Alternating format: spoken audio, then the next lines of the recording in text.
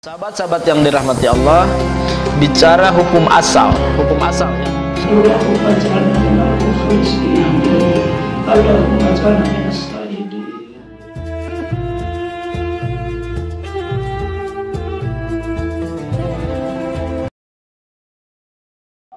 Assalamualaikum warahmatullahi wabarakatuh.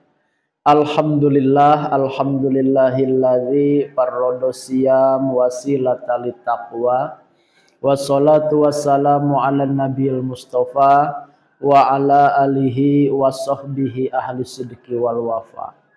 Sahabat kebaikan yang dirahmati Allah, kembali di program Nasihat Kebaikan Ramadan, saya akan menyampaikan tema yang penting bagi kita sebagai muslim mukmin, yaitu 7 cara cerdas menjadi manusia ikhlas. Sahabat sekalian, Syekh Ibnu Rajab menyampaikan bahwa yang terberat dari amalan ajaran Islam itu adalah ikhlas. Karena ikhlas bisa gagal di awal, bisa gagal di tengah-tengah, bahkan bisa gagal di penghujung usia kita. Selanjutnya juga banyak amalan yang seolah-olah akhirat, berdakwah, tilawah, atau apapun yang sepertinya akhirat banget, tetapi ternyata hanya duniawi belaka. Sebaliknya, ada amalan kayaknya duniawi, bekerja, berdagang, atau apapun yang sifatnya duniawi, ya. Tapi ternyata bernilai akhirat. Apa pembedanya? Pembedanya adalah ikhlas atau tidaknya. Pembedanya adalah niat. Selanjutnya juga kita akan menemukan di hadis, ya, 3 golongan kelak di akhirat yang dihardik oleh Allah Subhanahu wa taala. Ada dermawan, orang yang ahli sedekah di dunianya. Ada pahlawan, orang yang mengorbankan harta, jiwa, raga, bahkan sampai nyawa untuk menegakkan, menyebarkan, dan mempertahankan Allah. Selanjutnya ada ilmuwan, orang yang berilmu, para ulama, kiai, ajengan, ustadz, profesor, doktor, dan lain-lain. Ternyata ketiga ini dihardik. Kenapa? Karena ternyata salah niat. Niatnya hanya duniawi. Maka kita harus berusaha untuk bisa jadi manusia ikhlas. Maka ada 7 cara cerdas menjadi manusia ikhlas. Mana? Yang pertama harus berusaha israrul amal. Apa itu israrul amal? Merahasiakan amal. Setiap amal yang kita lakukan, kalau bisa diusahakan, tidak ada yang tahu. Hanya kita dan Allah saja. Dan pantang kita mengucapkan, pantang kita memperlihatkan. Pokoknya lakukan, lupakan. Amalkan, lupakan. Begitu. Itu rumusnya. Maka sahabat-sahabat sekalian, dengan menyembunyikan amal, kita akan mudah untuk ikhlas. Jauh dari riya, jauh dari ujub, takabur, dan lain-lain. Di hadisnya ada bahwa memang amal itu bagusnya disembunyikan.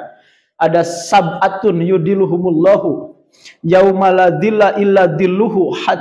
Nah, salah satunya warajulun tasaddaqa bisodaqatin fa akhfaha hatta la ta'lamu simaluhu matun piku yaminuhu. Jadi ada 7 golongan yang akan dinaungi di naungan arasnya Allah. Di hari tidak ada naungan kecuali naungan Allah. Salah satunya rajulun yatasaddaqu bisadaqatin, seorang laki-laki yang mensedekahkan suatu hartanya, ya. Dan fa'akhfaha, dia menyembunyikannya, sehingga tangan kanan bersedekah, tangan kirinya nggak tahu. Itu saking, ya, ini sebenarnya bahasa majaz. Saking dia menyembunyikan amalnya, beramal tangan kanan, tangan kiri nggak tahu. Jadi kalau ingin ikhlas, salah satu cara cerdas menjadi manusia ikhlas adalah berusaha untuk selalu menyembunyikan amal.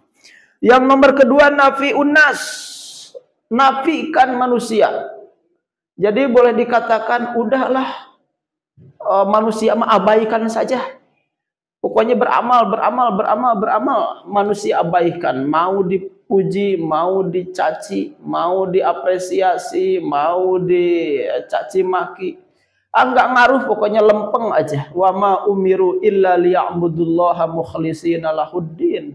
Surah Al-Baqarah ayat 5, tidaklah mereka diperintah kecuali untuk menyembah Allah dan memurnikan niat kita. Kita harus memurnikan niat kita. Semata-mata menjalankan agama Allah yang hanif ini, yang murni ini. Jadi abaikan manusia, ya capeklah mengharap puja-puji manusia, capeklah mendengarkan omongan manusia. Baik aja diomongin, apalagi jelek. Maka kita sudah harus selesai memperhatikan omongan orang. Sudah harus selesai kita ingin diapresiasi orang. Sudah harus selesai ingin dihargai orang, gitu ya, dianggap orang, nggak usah lah. Kalau ingin jadi manusia ikhlas, nafi'un nas, abaikan manusia. Selanjutnya yang nomor ketiga, tahqirul amal, sepelekan amal. Jangan menganggap amal kita hebat kalau sudah berbuat amal. Aduh, tadi saya tahajud juga ahli surga, nggak boleh. Tadi saya sedekah, insya Allah jadi banyak amal. Tadi saya tobat, sepertinya dosa saya sudah diampuni. Pokoknya merasa. Itu nggak boleh. Justru harus, kalau ingin ikhlas, tahqirul amal, sepelekan amal. Justru yang harus dibesarkan itu dosa, yang harus dianggap besar itu dosa. Kalau amal dianggap sepele. Karena memang yang akan membuat kita masuk surga itu bukan amal, tapi ridho Allah. Sebanyak apapun amal, kalau Allah nggak ridho karena kita nggak ikhlas, ya nggak akan masuk surga, nggak akan dapat ridho Allah. Kan di hadisnya begitu, bahwa la yadkhulu ahadukumul jannata bi amalikum. Qalu wa ma anta ya Rasulullah? Qalu wala ana. Qala wala ana illa ayataghammadani Allahu birahmatih. Rasul di hadis riwayat Muslim itu berkata bahwa tidak akan memasukkan ama-ama kalian ke surganya Allah. Kaget para sahabat. Oh, berarti sholat nggak bisa memasukkan saya ke surga? Iya. Puasa enggak juga. Haji enggak bisa memasukkan kalian ke surga, kata Nabi. Oh, para sahabat, terus engkau ya Rasul, amal-amal engkau juga enggak akan memasukkan engkau ke surga? Kata Nabi, wa ma'ana, amalku pun tidak. Illa ayataghammadani Allahu birahmati, kecuali Allah mencurahi rahmatnya, maka baru kamu masuk surga. Jadi masuk surga itu bukan karena amal kita, tapi rahmat Allah. Maka kalau ada orang yang mendewa-dewakan amal, kalau ada orang yang membesar-besarkan amal, kalau ada orang yang kepedean karena banyak amal, salah besar. Salah besar. Amal harus, tetapi ikhlas lebih harus diperhatikan lagi. Beramal banyak, bagus, tetapi ikhlas, seikhlas-ikhlasnya itu harus lebih diperhatikan lagi. Kenapa? Karena tadi kita itu harus tahqirul amal, menyepelekan amal. Jangan menganggap hebat amal. Yang nomor keempat, nisyanul amal, lupakan amal-amal kita. Jangan diingat-ingat. Kalau nggak ditolong sama saya nih, itu orang, nggak tahu sekarang mungkin bla bla bla bla. Nggak boleh itu mengingat-ingat amal, apalagi mana wal ada. Ya, dia mengungkit-ungkit, ada menyakiti. Kalau kamu jangan lontong misalnya, petang-tang peteng-teng, dulu kamu saya tolong. Wah, nggak boleh itu. Jadi nisyanul amal, lupakan amal, nggak boleh mengungkit-ungkit. Ya, bahkan mengingat-ingat pun nggak boleh. Kata guru saya, punten agak jorok. Kalau kamu sudah beramal, kayak kamu sudah buang air besar aja. Coba kamu keluar dari toilet, mengingat-ingat enggak besarnya seperti apa, warnanya seperti apa, nyemplungnya seperti apa, enggak kan, jijik mengingatnya pun. Nah, kamu ketika sudah beramal, lupakan, seperti melupakan itu, ya, melupakan BAB tadi. Nah, begitulah, jadi nisyanul amal, lupakan amal, pokoknya lakukan, lupakan, nanti aja di akhirat. Selanjutnya yang nomor kelima, roja'us sawab, kita harus berharap pahala. Ya, dengan berhala pahala dari Allah, maka akan mengabaikan ya belas kasih, atau boleh dikatakan hutang budi, menuntut budi dari orang lain, menuntut balas, enggak akan. Kenapa?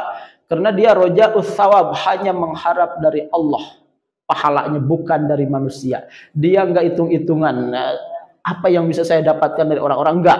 Tapi kamus hidupnya apa yang bisa saya berikan kepada orang-orang. Itulah orang yang ikhlas. Yang nomor keenam, khaufud daf'i, selalu ada kekhawatiran ditolak amal. Ya Allah, jangan-jangan wakaf saya ditolak karena tidak ikhlas. Jangan-jangan tahajud saya ditolak karena tidak ikhlas. Jangan-jangan duha saya ditolak karena tidak ikhlas. Jangan-jangan tilawah saya ditolak karena tidak ikhlas. Nah, itu namanya khaufud daf'i. Di ayat Al-Qur'annya itu ada ma'atau wa qulubuhum wajilatun annahum ila rabbihim rajiun. Hatinya itu ada rasa gelisah, takut tidak diterima amalnya oleh Allah. Selanjutnya yang terakhir, ad-du'a lil ikhlas. Berdoalah, minta ikhlas kepada Allah. Karena sehebat apapun kita berjuang untuk ikhlas, kalau tidak ditolong Allah, ya terpleset lagi, dan hanguslah amal-amal kita.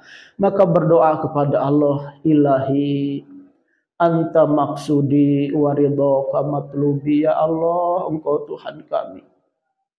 Dan ridhomu yang kami harapkan, hanya ridhomu yang kami harapkan.